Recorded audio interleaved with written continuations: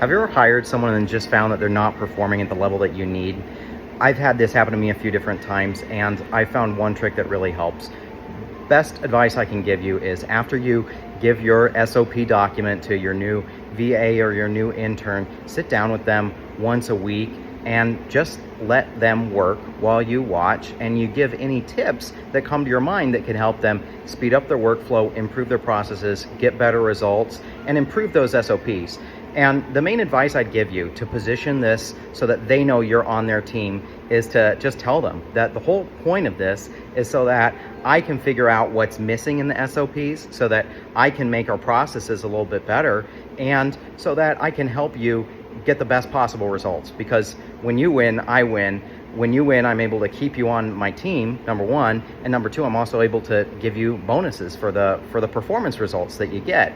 So I'm here to support you, and don't ever feel like I'm here to judge you or to judge whether you're capable of doing this job, because I'll let you know if I think that that's an issue, or you're straight up not following an instruction that I give you. I'll tell you, so you'll know that.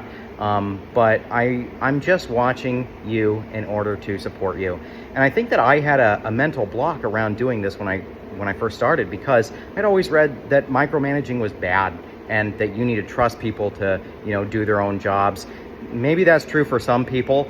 I can't necessarily say, but what I can tell you is that when you're working with people who are somewhat new to something, to a role, you gotta check how they're following it, because even the best written SOPs are not going to be perfectly customized to the person that you hire.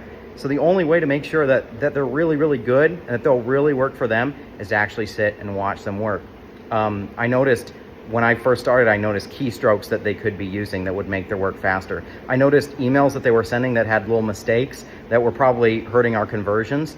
And I noticed just certain gaps that they didn't quite understand, because maybe they weren't clarified in the SOPs, or because no one just took the time to thoroughly and in-depth explain to them, this is happening because of this, and this is why you need to take this alternative route to deal with it. So it's just things like that. You wouldn't necessarily know to write that into an SOP. You're only going to find that out when you're actually sitting there working with someone. And I just want to point out one last thing. Think about the ROI of this. If you're paying someone $400 a week to do some work for you, is it worth 1 hour of your time to make sure that that work is way more productive? What if you're getting nothing out of that work simply because you're not checking and they're making a crucial mistake and you didn't take the time to catch it? So sit down once a week, watch what they're doing.